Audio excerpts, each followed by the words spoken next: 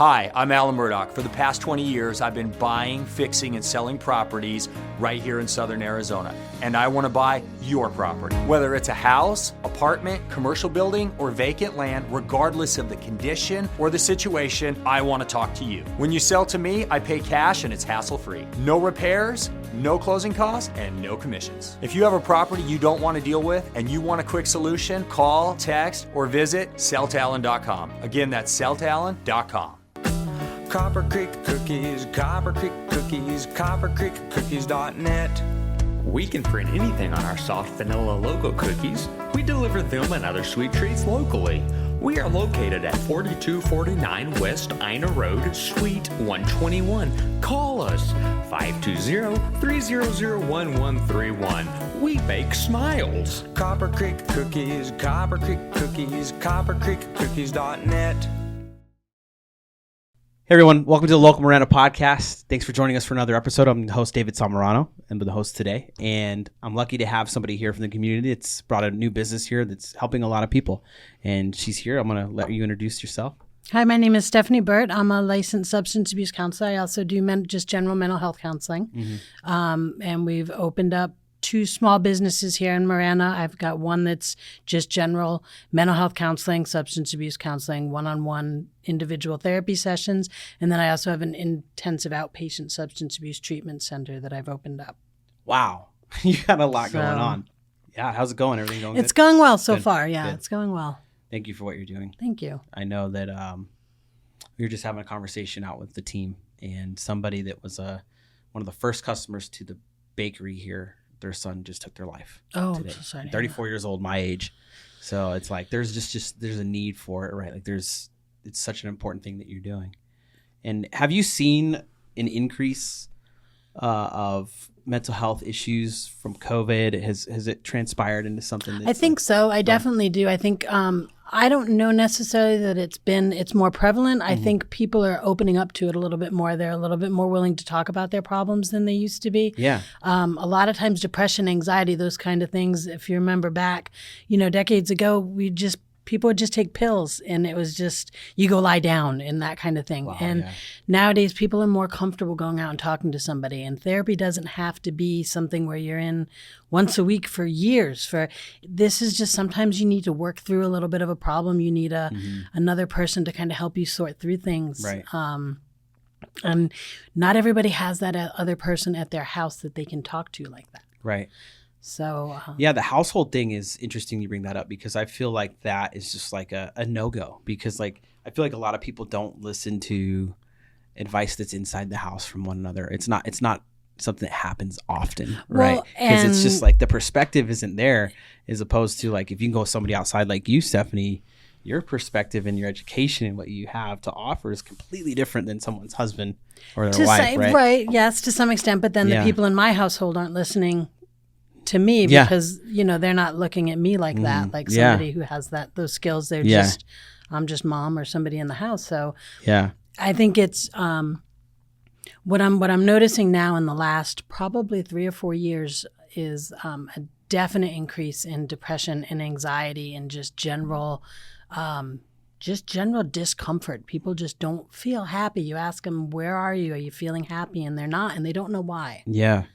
And there's so much going on in the world. It's not just what's going on in your own backyard. There's so much going on in the world right now. Every time you turn the TV on, every time you turn the radio on, you read the newspaper, you look on the internet, horrible stories of people just doing hideous things to each other. Yeah. And it does start to pile on your shoulders after a while, whether you realize it or not. Yeah. This is opinion mine. I think it's shameful what our media companies do right now and what they focus on, because there is a lot of good that goes on. Yes, there on is. A daily basis. Tons of it. Absolutely. You see it, you do hear about it, but it doesn't meet the front page stuff, right? It doesn't meet to and knowing that we have access to these all the time. Yep. Like, right, it's just a constant way of getting information. And unfortunately, when people start clicking on the negative stuff, it starts inundating their feeds with it from the algorithm, like acknowledging, you like seeing people get shot, or you like seeing horrible stuff into your feed. And I think it's like, I think that there's a lot of work to be done in the media space, but and then what you're doing, like it just compiles and compounds, and it's just, this is my opinion. This is from what I'm seeing. So I worked with the youth a lot before I did this. I was a school resource officer at a high school here, and I had to spend my first 2 years teaching etiquette with phones. Really? Because it was the biggest problem in caseload that we had. Fortunately, there wasn't a lot of violence or anything but there was kids really misusing this and cyberbullying, and you had kids really depressed and sad from engagements online, whether somebody was posting about them or made them feel really bad, or they were seeing something that was really bad, like pornography was a huge issue we had to deal with. Kids were accessing pornography on the computers from the school, on their phones, doing stuff, exchanging crazy stuff. Really? So you had like these youth that were just inundated with all of this negative stuff. And so we had to focus on like, hey, this is what your phone could be used for. Here's the good tools for it, right? Helping you with the research paper, helping you find positive stuff, going somewhere to eat, whatever, where am I going to choose and all that. But anyways, I definitely saw like all of the negativity from this having an effect on the students and causing more counseling visits, depression. Absolutely. And it's crazy that like, I don't feel like people acknowledge it enough, that this is an issue. I agree with you. I don't think parents do. No, I don't think they do either. I think it's a good way for, as a parent, you've got a teenager, this is a good way to get in contact with them at all times. Yeah. So in that way, I think they're amazing and they're great.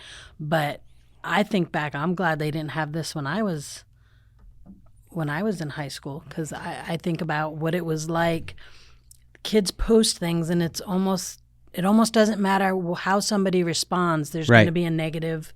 Somebody could say something cruel. Somebody could say something nice, and then somebody else could say something cruel. And it's like they're opening themselves up to all of this negative feedback that they normally wouldn't have even opened themselves up to. And people feel empowered to say things they wouldn't say if I were sitting in front of you, wouldn't say it to your face, but they feel very, very comfortable with a keyboard. Yeah, saying it, and I think it makes kids aware of things they shouldn't have to be aware of at a much younger age when they're not really ready to deal with it. They're still, their psyches are still developing, and that's when the important time when you want to feel good about yourself. You want to be able to, your parents, your coaches, your teachers, your school resource officers, everybody's pointing out all the amazing things that you can do and all of the skills and talents you have. And that's when you should be building yourself up and preparing yourself for who you're going to be as an adult. Yeah. And instead, you've got half of the people doing that and then the other half of the people knocking you down every time you pick your head up. These kids go to college and they're really not that much more mature than they were when they were in high school, and they're not really sure who they are yet. Yeah. And this, I think, is keeping a lot of kids from developing and discovering who they are as people. Yeah. Because they hide behind this. So what's the developing age for a male, right? For well, your brain fully develops when you're 25. Okay. So, yes, 18, you're an adult, you're a legal adult, but when you're 25 is when your brain stops growing. Okay. So that's we're not going to limit everybody to till they're 25 before, and some probably mature a little sooner than others. That's pretty much a general timeline. But I think parents just need to be a little bit more aware, and I think as a society we need to help parents become a little bit more aware of what's going on. I talk to a lot of parents that don't. Like you talked about the pornography. I bet you would mention that to a lot of parents in high school and they would be shocked. Yeah. They would think, not my kid. Yeah. And that's the phone calls I had with them. Hey, little Susie here, or little, Jimmy here. Yeah. This is what they got caught looking at in class and whatnot. Yeah. So. And somebody else sent it to them and it wasn't, and just to have those conversations, it shouldn't be you having that conversation. It should be the parents having those conversations with the kids. But you're the one who's doing it. You're the one who's forced to do it because it's showing itself in front of you. Yeah. Yeah. And man, you bring up that age 25 and you think about, so I'm thinking about in my head right now, most of us do on our phones. It'll tell you your screen time, like your average screen time a day. Yep. And if let's say you had a student with a screen time of 4 hours a day, that's a lot. It is by a the lot. time you hit 25 of time that was focused, whether it was good or bad. But if it was, let's say we're in that bad area, we're talking about overwhelming behavior experiences for 4 hours a day for a long time, for a couple of years. Like, that's just crazy to talk about and think about.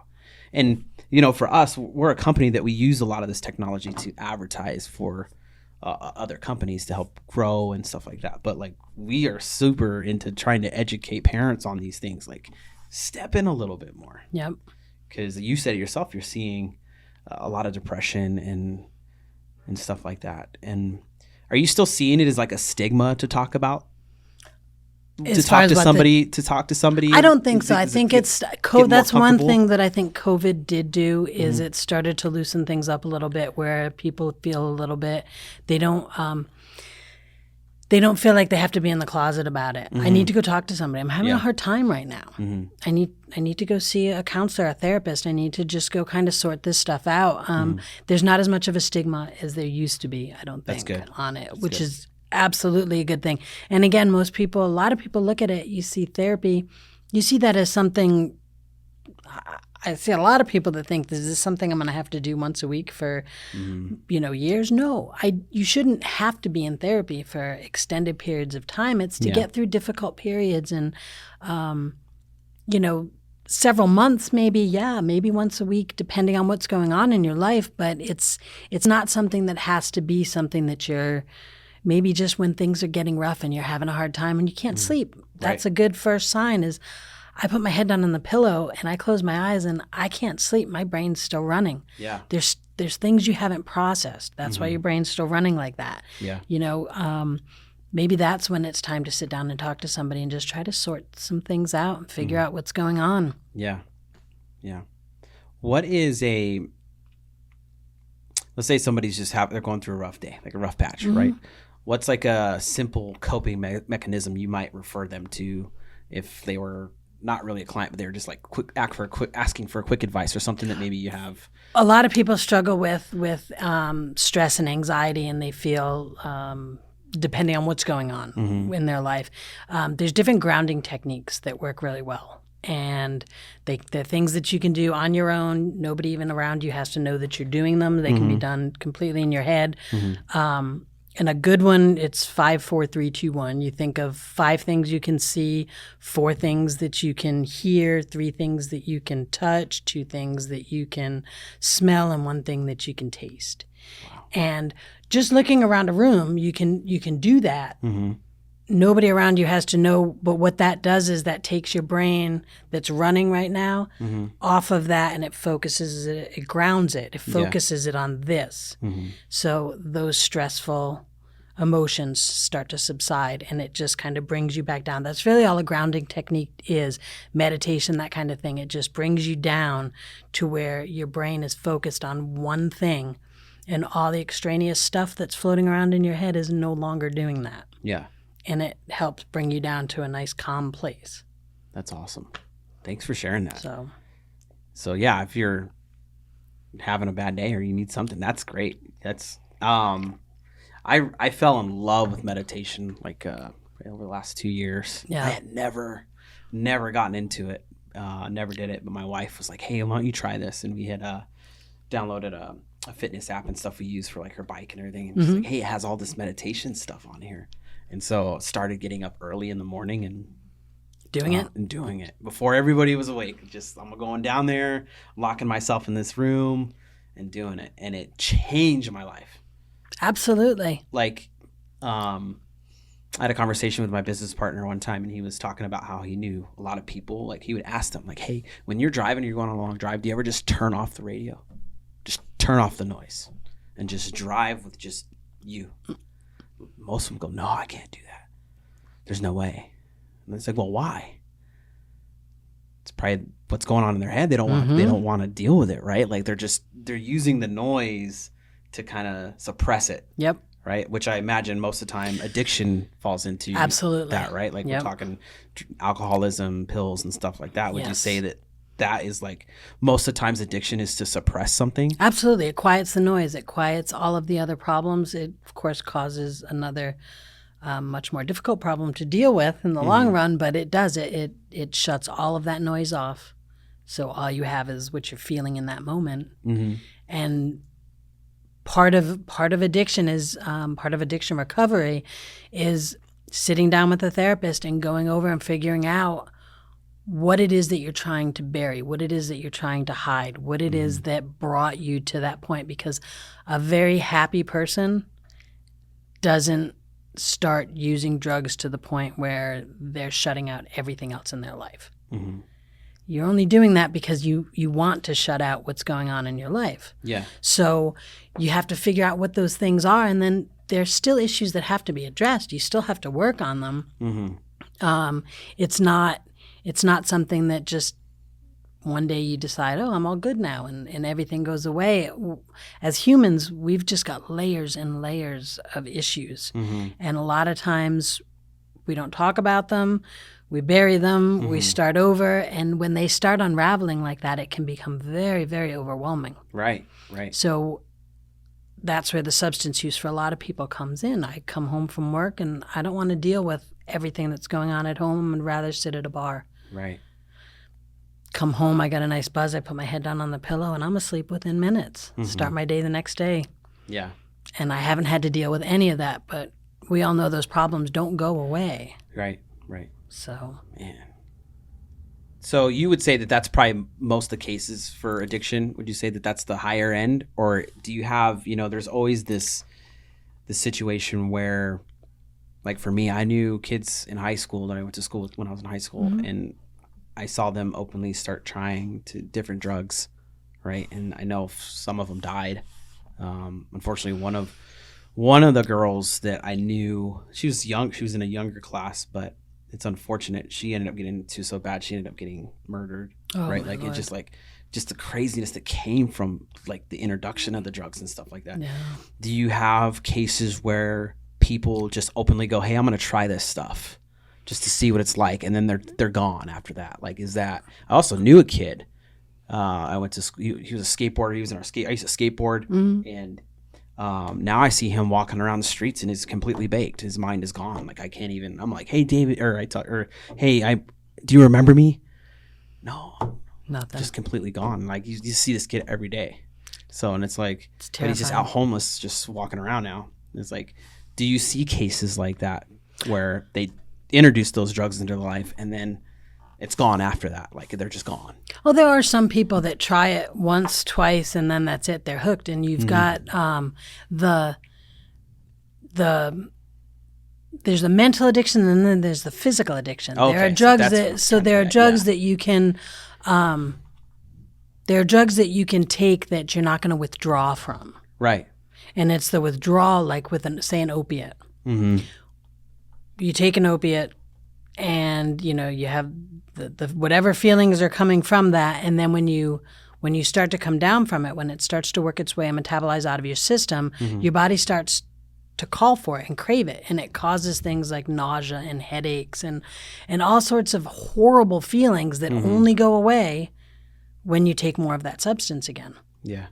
So there are people that have every intention of saying, I'm done, I'm not going to do this anymore, but they get so sick that they say, you know what, I'm just going to do that. Right. Because it'll It's make the me only feel way. better. Yeah. Right. Even if it's just a little bit. And we all know with substances there is no just a little bit. It's always going to lead to something more dangerous. Right.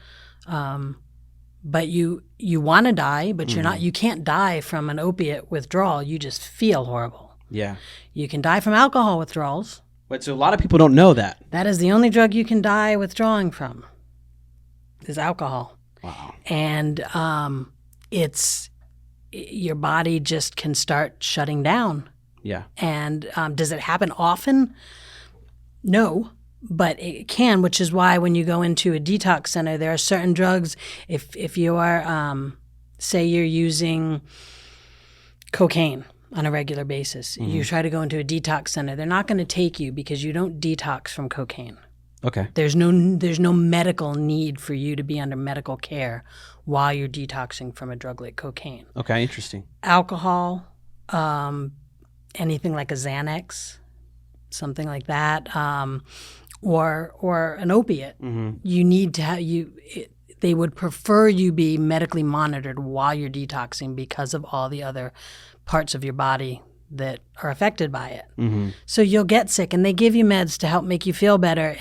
But the detox lasts. I mean, you're in detox for a while, several, 3, 4, 5 days. But after that, you still continue to feel those feelings, which is where people go on drugs like methadone and Suboxone to help them deal with those feelings. Wow. I worked in the prison for a little while, and I remember the med call, a lot of Suboxone and methadone, still within the prison because the inmates were still getting access to. Unfortunately, stuff still got into the prisons. Absolutely. And like their addiction on the street got them in there. I mean, in most cases, there was one. I was sitting at a table, and an inmate came and sat down next to me, and he said, "You want to know what happened?" I'm like, "What?" Yeah, he's like, "I'm gonna tell you what happened in my life." He's like, "I want to share it." I'm like, "Okay." Well, he blacked out on meth. Like he didn't remember anything from. He's like, "I was partying, doing all this stuff, and then I came to, and I was in a jail cell." I said, "Well, what happened in that time?" He's like, "I killed my best friend." Oh my gosh! Just blacked out from it. He doesn't know. He has no recollection at all of the actual event happening, but because he was so high, and he's like, "I hadn't slept like 7 days. Was just on a bender, just going." And he's like, Lord. "And now I'm here." And he's like, "This is my life now." I was like, "Wow." How old was he? Oh, 40s. Yeah, like yeah, he's in his 40s, early 40s. And he was there for the duration. That's it. Yeah. So he's, I think he's 25 to life. His most, so 60s. If he gets out on parole, he'll be out in his 60s. But I just was like, man, that's crazy. It's just nuts. Yeah. Yeah. So, yeah. Well, what is the success rate? Not high enough, unfortunately. And I think there's a reason for that. I do. What my husband Tim and I would like to do is I see there's a piece missing, the way that I see it in addiction treatment. And there's the levels of treatment. There's detox, then there's residential treatment, and then there's what they call partial hospitalization treatment, which is when you're in groups for about 8 hours a day, and then you go home and you sleep and everything, and then you come back. And then there's intensive outpatient, which is 3 hours a day, 3 days a week that you do treatment. Okay. Most people leave residential treatment, and that's their first 30 days sober. Yeah. In that treatment. And then you send them home to an environment that they just left 30 days ago. Things aren't that different there necessarily. So you're putting them right back in the same environment they were in before. Now, granted, you've taught them some skills, but 30 days is not a long time to start developing new skills, especially since they probably weren't really feeling too into it the first week or so into treatment. Yeah. They're around the same people there. And then the other thing is, even if they've made changes in themselves, their family may not be as happy with them as who they are now. They're still seeing the person that maybe stole from them or things like that. So that, I think, is the piece that's missing. I think there's something that needs to happen after residential treatment that's still something that you live there. Yeah. But there's a lot more freedoms. You start working. A lot of family counseling. That's, I think, is a big piece that's missing, is the family couples counseling, things like that, where everybody needs to make some changes. When you've lived with an addict, you're going to have some resentments. You're going to have some angers, and that's natural and that's normal. And it's okay to talk about those things. Yeah. These are things that everybody has to come to terms with. It's not necessarily that it's a knockout, ground out fight or anything like that, but you have to acknowledge, I did these things to you and I hurt you. Yeah. And then your family can look and say, and I see that you're taking these steps to make things better, and I'm here for you. Right. But everybody has to feel heard, or else it causes problems. A lot of the skills that I feel blessed that I learned when I was younger, like how to write a resume, how to do a job interview, how to dress for a job interview, how to go grocery shopping. Little simple things that people don't learn. If you've started using drugs at a relatively young age and you find yourself about 30 years old in a treatment center, these may be skills that you just don't have. Not that you're not capable of, but you don't have them. So we would like to develop, to build a place where we've got people coming in that are teaching basic cooking. Soft skills, Absolutely. Things that should be ideally taught at home, but aren't taught in every home. Yeah. Because that just increases people's chances of long-term success. Right. What happens with relapse is people start to feel, why bother? Yeah. Nothing's changing. I did all this work and look, my family's still not talking to me. I'm still living in my car. I still can't get a job. Yeah. What's the point? Yeah. Oh, man. So That hits the that's heart, what our goal is. That's what we would like to eventually create. And listeners, I want to tell you, I've gotten to know Tim and Stephanie over the last couple months, and what they're trying to do, what she's talking about, is bringing in those soft skills into play and giving people a place to extend that success. If you feel like helping out and you want to reach out to help out Stephanie and Tim, or if you're struggling with something, I empower you to reach out to True North and talk to Stephanie. It's obvious that Stephanie, you're looking at things through a different lens, because what you're saying, the success rate, I don't know what it is about our society, but we, for whatever reason, when I say we, not us in particular, we get in a habit of accepting low standards and mediocrity.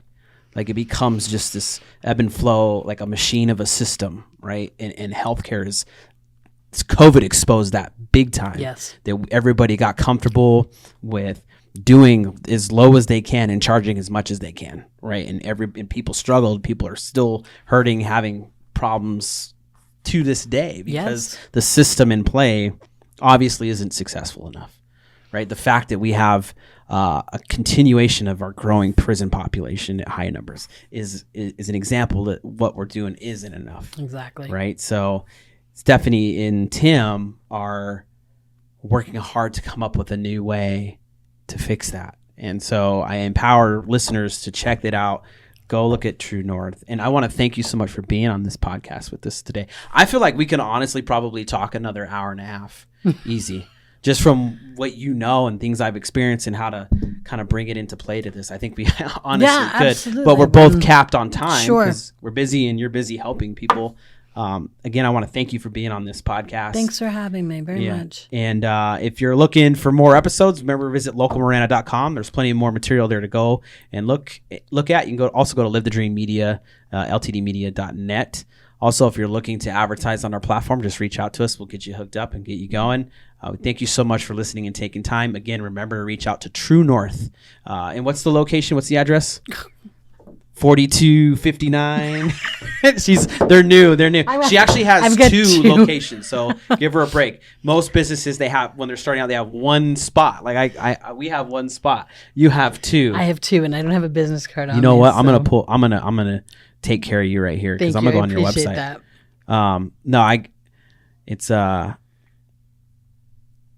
It's hard to manage one place, and then when you have two, it's even harder. I appreciate you saying that, but I don't. It's 4249 West Ina Road, Suites 105 and 107, and 4237 West Ina Road is Suite 105. That's our IOP, intensive outpatient. Okay, there we go. So we got it. It's on the record. We'll make sure that those details are in the episode for you. Also, TrueCounselingAZ.com, TrueNorthCounselingAZ.com. Yes. I'm gonna say it again. TrueNorthCounselingAZ.com. If you want to go and check out the website, schedule a session with Stephanie, get to know more about Stephanie, see how she can help you do that. Thanks again. Thank you.